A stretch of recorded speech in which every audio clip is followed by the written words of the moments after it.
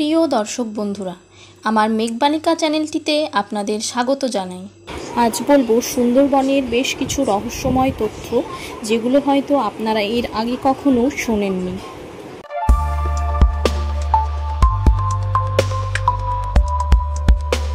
সুন্দরবন হলো বঙ্গোপসাগর উপকূলবর্তী অঞ্চলে অবস্থিত একটি প্রশস্ত বনভূমি, যা বিশ্বের প্রাকৃতিক বিস্ময়াবলীর অন্যতম।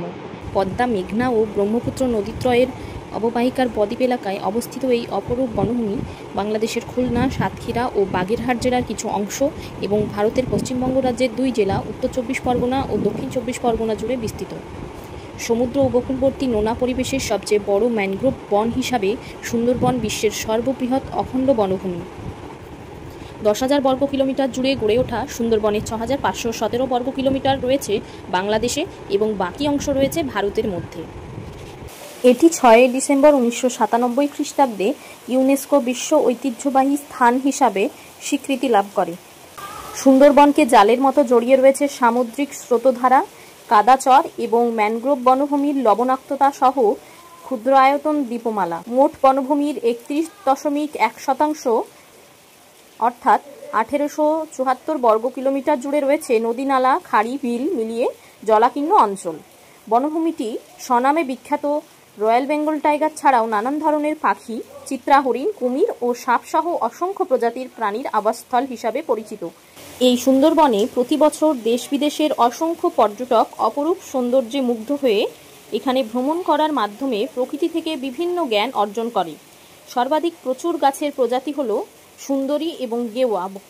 বনে 290টি পাখি, 120টি মাছ, 42টি স্তন্যপায়ী, 35টি সরীসৃপ এবং 8টি উভচর প্রজাতি সহ 453টি প্রজাতির বন্য প্রাণীর বাসস্থান রয়েছে। মাছ এবং কিছু অমেরুদণ্ডী প্রাণী ছাড়া অন্য বন্যপ্রাণী হত্যা বা দখলের উপর সম্পূর্ণ নিষেধাজ্ঞা থাকা সত্ত্বেও মনে হচ্ছে বিংশ শতাব্দীতে হ্রাসপ্রাপ্ত জীববৈচিত্র্য বা প্রজাতির ক্ষতির একটি সামঞ্জস্যপূর্ণ প্যাটার্ন রয়েছে এবং বনের পরিবেশগত গুণমান হ্রাস পাচ্ছে। 2009 সালের মে মাসে ঘূর্ণিঝড় আইলা ব্যাপক হতাহতের সাথে সুন্দরবনকে বিধ্বস্ত করে।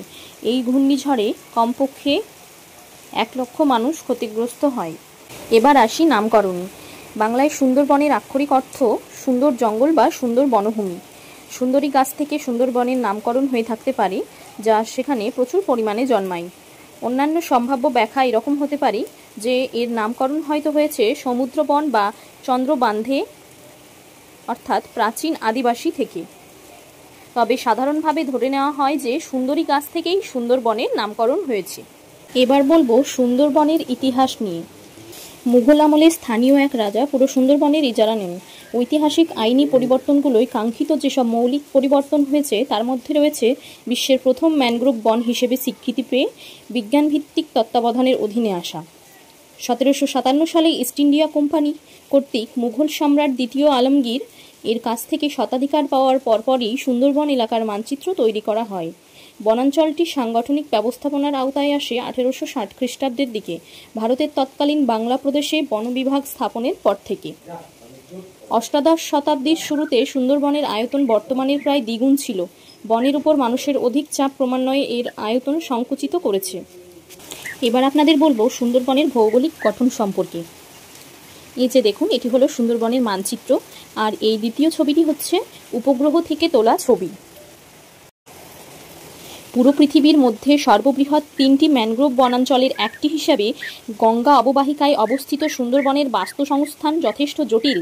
দুই প্রতিবেশী দেশ বাংলাদেশ এবং ভারত জুড়ে বিস্তৃত সুন্দরবনের বৃহত্তর অংশটি প্রায় 66% বাংলাদেশের দক্ষিণ পশ্চিম দিকে অবস্থিত।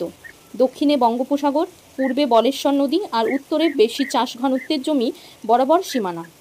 উঁচু এলাকায় নদীর প্রধান শাখাগুলো ছাড়া অন্যান্য জলধারাগুলো সর্বত্রই বেড়িবাঁধ ও নিচু জমি দ্বারা বহুলাংশে বাধাপ্রাপ্ত। প্রকৃতপক্ষে সুন্দরবনের আয়তন হওয়ার কথা ছিল প্রায় 16,700 বর্গ কিলোমিটার। কমতে কমতে এর বর্তমান আয়তন হয়েছে পূর্বের প্রায় 1/3 সমান। বর্তমানে মোট ভূমির আয়তন 4,143 বর্গ কিলোমিটার এবং নদী, খাড়ি ও খালসহ বাকি জলধারার আয়তন 1,874 বর্গ কিলোমিটার। সুন্দরবনের নদীগুলো নোনা পানি ও মিঠা পানি মিলন স্থান, সুতরাং গঙ্গা থেকে আসা নদীর মিঠা পানির বঙ্গোপসাগরের নোনা পানি হয়ে ওঠার মধ্যবর্তী স্থান হলো এই এলাকাটি। এটি বাংলাদেশে সাতক্ষীরা, খুলনা, বাগেরহাট ও পশ্চিমবঙ্গে উত্তর ও দক্ষিণ 24 পরগনা জেলা জুড়ে রয়েছে। বাংলাদেশে দক্ষিণ পশ্চিমে ও ভারতে দক্ষিণ পূর্বে সুন্দরবন অবস্থিত। আচ্ছা, এবার তাহলে আসি সুন্দরবনের জীবমণ্ডল নিয়ে। সুন্দরবনে দুই ধরনের জীবমণ্ডলের অস্তিত্ব দেখা যায়: স্বাদুপানি জলাভূমির বনাঞ্চল এবং ম্যানগ্রোভ বনাঞ্চল। সুন্দরবনের স্বাদুজল জলাভূমির বনাঞ্চল বাংলাদেশের ক্রান্তীয় আর্দ্র সপুষ্পক বনের অন্তর্গত। এ ধরনের বন নোনাজলযুক্ত জলাভূমির উদাহরণ। স্বাদু জলের জীবমণ্ডলের জল সামান্য নোনা এবং বর্ষাকালে এই লবণাক্ততা কিছুটা হ্রাস পায়, বিশেষ করে যখন গঙ্গা ও ব্রহ্মপুত্র নদের জলের কারণে নোনা জল দূর হয় এবং পলিমাটির পুরু আস্তরণ জমা হয়। এবার বলবো সুন্দরবনের উদ্ভিদ বৈচিত্র্য সম্পর্কে। এখানে যে ছবিগুলো দেখাচ্ছি এগুলোই হলো সুন্দরবনের কিছু উদ্ভিদ, যেমন সুন্দরী গাছ, সুন্দরবনের বিখ্যাত গোলপাতা গাছ, বেত গাছ ইত্যাদি। সুন্দরবনের প্রধান বনজ বৈচিত্র্যের মধ্যে রয়েছে প্রচুর পরিমাণে সুন্দরী, গেওয়া, ঝামটি গরান এবং কেওড়া। 1903 সালে প্রকাশিত প্রেইনের হিসেব মতে সর্বমোট 245টি শ্রেণী এবং 334টি প্রজাতির উদ্ভিদ রয়েছে। সুন্দরবনের প্রধান গাছপালার মধ্যে অন্যতম সুন্দরী, গেওয়া, গরান, পশুর বাইন, হেতাল, গোলপাতা, খামু, লতা, সুন্দরী, কেওড়া, আমুর, ছইলা, ওড়া, কাঁকড়া, সিংড়া, ঝানা, খলসি ইত্যাদি। কিন্তু সুন্দরবনের নামের সমার্থক হিসাবে যে তরুটি জড়িয়ে আছে সেটি হচ্ছে সুন্দরী গাছ। এবার আসি সুন্দরবনের প্রাণী বৈচিত্র্য সম্পর্কে। এই যে ছবিগুলি, এগুলি সবই সুন্দরবনে পাওয়া যায়। সুন্দরবনের চিত্রা হরিণ, সুন্দরবনের কুমির। এছাড়াও এই ছবিটিতে দেখানো হচ্ছে সুন্দরবনের কুমির খামারে চাষকৃত কুমির ছানা। সুন্দরবনে ব্যাপক প্রাণী বৈচিত্র্য বিদ্যমান। প্রাণী বৈচিত্র্য সংরক্ষণ ব্যবস্থাপনা সুন্দরবনের কিছু কিছু এলাকায় শিকার নিষিদ্ধ করার মধ্যেই সীমাবদ্ধ, অভয়ারণ্যের মতো, যেখানে শর্তহীনভাবে বনজ সম্পদ সংগ্রহ করা যায় না এবং বন্য প্রাণীর জীবনে সামান্যই ব্যাঘাত ঘটে। যদিও এটা স্পষ্ট যে সাম্প্রতিক সময়ে বাংলাদেশের প্রাণী সম্পদ হ্রাস পেয়েছে এবং সুন্দরবনও এর বাইরে নয়, তারপরও সুন্দরবন বেশ অনেকগুলি প্রাণীর প্রজাতি ও তাদের সাথে সম্পর্কিত অন্যান্য প্রজাতিদের টিকিয়ে রেখেছে। এই সুন্দরবনে 290টি পাখি, 120টি মাছ, 42টি স্তন্যপায়ী, 35টি সরীসৃপ এবং 8টি উভচর সহ 459টি প্রজাতির বন্যপ্রাণীর বাসস্থান রয়েছে। এ থেকে বোঝা যায় যে বাংলাদেশের সুন্দরবনে বিভিন্ন প্রজাতির একটি বড় অংশ বিদ্যমান এবং এদের একটি বড় অংশ দেশের অন্যান্য অংশে বিরল। সরকারের মতে এই প্রাণী বৈচিত্র্যের মধ্যে 2 প্রজাতির উভচর, 14 প্রজাতির সরীসৃপ, 25 প্রজাতির পাখি এবং 5 প্রজাতির স্তন্যপায়ী বর্তমানে হুমকির মুখে। সুন্দরবনে নানা প্রজাতির প্রাণী রয়েছে। এগুলির মধ্যে জলে রয়েছে কুমির, হাঙর প্রভৃতি, স্থলে রয়েছে রয়্যাল বেঙ্গল টাইগার, হরিণ, বানর, সজারু, শেয়াল, নানা ধরনের পাখি, মৌমাছি, বনমোরগ ইত্যাদি। এবার বলি সুন্দরবনের মৎস্য সম্পদ নিয়ে। সুন্দরবনের সামগ্রিক মাছের ওপর পূর্বাপর কোনো বৈজ্ঞানিক গবেষণা হয়নি, ফলে মাছের বর্তমান অবস্থা বিলুপ্তপ্রায় মাছের ওপর উপাত্ত নির্ভর তথ্য পাওয়া যায় না। শুধু মানুষ যেসব মাছ খায় এবং যেসব মাছ রপ্তানি উপযোগী সেসব মাছ চিহ্নিত করা হয়েছে। ধারণা করা হয় সুন্দরবনে শিরদাঁড়াওয়ালা মাছ রয়েছে প্রায় 300 প্রজাতির। সুন্দরবনে মৎস্য সম্পদকে 2 ভাগে ভাগ করা হয়। সব মাছ মিলিয়ে হয় সাদা মাছ, বাকিরা বাগদা, গলদা, কাঁকড়া। এবার আমরা জানব সুন্দরবনের অর্থনীতি সম্পর্কে। সুন্দরবনের জনসংখ্যা 4 মিলিয়নের বেশি, কিন্তু এর বেশিরভাগই স্থায়ী জনসংখ্যা নয়। বাংলাদেশের দক্ষিণ পশ্চিমাঞ্চলের অর্থনীতিতে যেমন ঠিক তেমনই জাতীয় অর্থনীতিতেও সুন্দরবনের গুরুত্বপূর্ণ ভূমিকা রয়েছে। এটি দেশের বনজ সম্পদের একক বৃহত্তম উৎস। এই বন কাঠের উপর নির্ভরশীল শিল্পে কাঁচামাল যোগান দেয়। এছাড়াও কাঠ, জ্বালানি ও মন্ডের মতো প্রথাগত বনজ সম্পদের পাশাপাশি এই বন থেকে নিয়মিত ব্যাপকভাবে আহরণ করা হয় ঘর ছাওয়ার পাতা, মধু, মৌচাকের মোম, মাছ, কাঁকড়া এবং শামুক, ঝিনুক। বৃক্ষপূর্ণ সুন্দরবনের এই ভূমি একই সাথে প্রয়োজনীয় আবাসস্থল, পুষ্টি উৎপাদক, পানি বিশুদ্ধকারক, পলি সঞ্চয়কারী, ঝড় প্রতিরোধক, উপকূল স্থিতিকারী, শক্তি সম্পদের আধার এবং পর্যটন কেন্দ্র। এবার আলোচনা করব বাংলাদেশের অভয়ারণ্য সম্পর্কে। বাংলাদেশ অংশের সুন্দরবনের আয়তন প্রায় 6517 বর্গ কিলোমিটার। এর মধ্যে নদী, খাল ও খাড়ি রয়েছে প্রায় 1800 বর্গ কিলোমিটার, যাদের প্রশস্ততা কয়েক মিটার থেকে শুরু করে কয়েক কিলোমিটার পর্যন্ত।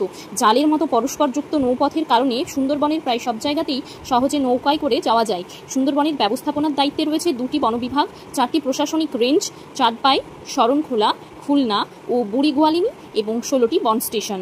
বনটি আবার 55 কম্পার্টমেন্ট এবং 9টি ব্লকে বিভক্ত। সুন্দরবনের সাথে প্রত্যক্ষভাবে জড়িত বিভিন্ন পেশাজীবী সম্প্রদায়ের মানুষ ও উপকূলীয় অধিবাসীদের জন্য বিশেষত বাংলাদেশ অংশে সবথেকে বড় আতঙ্কের বিষয় ছিল বনদস্যুদের উৎপাত, ডাকাতি ও অপহরণ। এ উৎপাত ঠেকাতে নৌবাহিনী, কোস্টগার্ড, র্যাব, পুলিশ ও বন বিভাগের প্রহরীদের সক্রিয় প্রচেষ্টা থাকলেও সমন্বিত উদ্যোগের অভাব ছিল। 2012 সালে র্যাব মহাপরিচালককে প্রধান করে সুন্দরবনের জলদস্যু দমনের জন্য একটি টাস্ক ফোর্স গঠিত হয়। অবশেষে সাংবাদিক মহসিন উল হাকিমের মধ্যবস্থায় 2016 সালের 31শে মে মাস্টার বাহিনীর আত্মসমর্পণের মাধ্যমে সুন্দরবনের দস্যুমুক্তকরণ শুরু হয় এবং 1 নভেম্বর 2018 জলদস্যুদের সর্বশেষ 6টি বাহিনী আত্মসমর্পণের মাধ্যমে সুন্দরবনের বাংলাদেশের অংশের প্রায় 400 বছরের জলদস্যুতার অবসান ঘটে। সুন্দরবনের মধ্যে বসবাসকারী বিপন্ন প্রজাতি এবং বিলুপ্তপ্রায় প্রজাতির মধ্যে রয়েছে বেঙ্গল টাইগার, মোহনা কুমির, উত্তর নদী টিরাপিন, অলিভ রেডলি সামুদ্রিক কচ্ছপ, গঙ্গা ডলফিন, স্থল কচ্ছপ, হকসবিল সামুদ্রিক কচ্ছপ এবং রাজকীয় কাঁকড়া। আজকে আমার এই ভিডিওটি ভালো লাগলে লাইক করবেন এবং শেয়ার করবেন ও চ্যানেলটি সাবস্ক্রাইব করে পাশে থাকবেন। সকলে ভালো থাকবেন, সুস্থ থাকবেন। ধন্যবাদ।